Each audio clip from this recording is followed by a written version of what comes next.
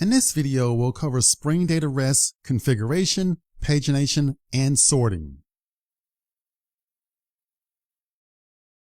By default, Spring Data REST will create endpoints based on the entity type.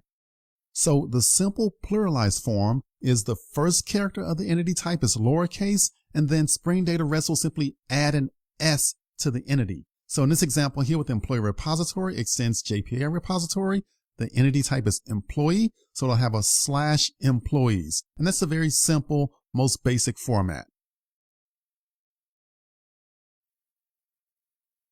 So the Spring Data REST pluralized form is very simple. Like I mentioned earlier, it simply adds an S to the entity.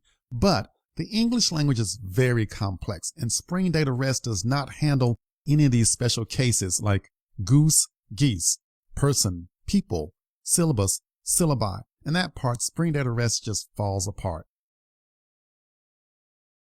So this is a problem. Spring Data REST does not handle complex pluralized forms. So in this case, you need to manually specify a plural name. Also, what if we wanted to expose a different resource name? So instead of /employees, we wanted to use something like /members. Here's the actual solution. So we can specify the plural name or path with an annotation.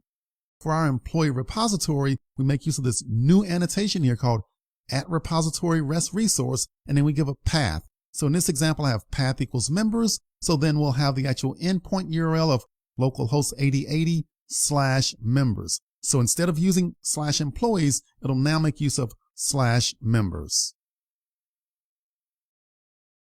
And then in regards to pagination, by default, Spring Data REST will return the first 20 elements. So the page size is 20, and then you can navigate to different pages of data using different query params. So here I could say, give me localhost /employees page 0 or page 1 and so on. And the pages are actually 0 based. So the first page starting at page equals 0.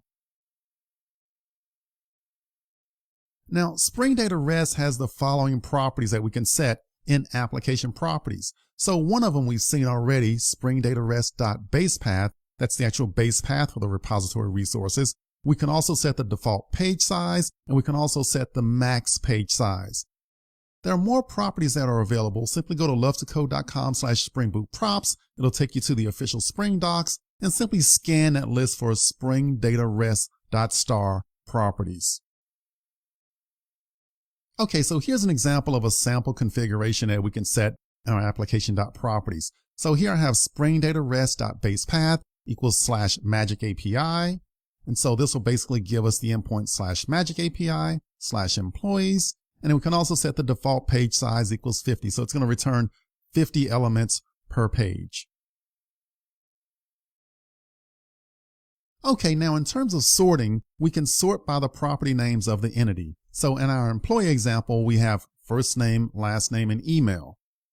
To sort by last name, and the ascending is the default, I could say /employees sort equals last name.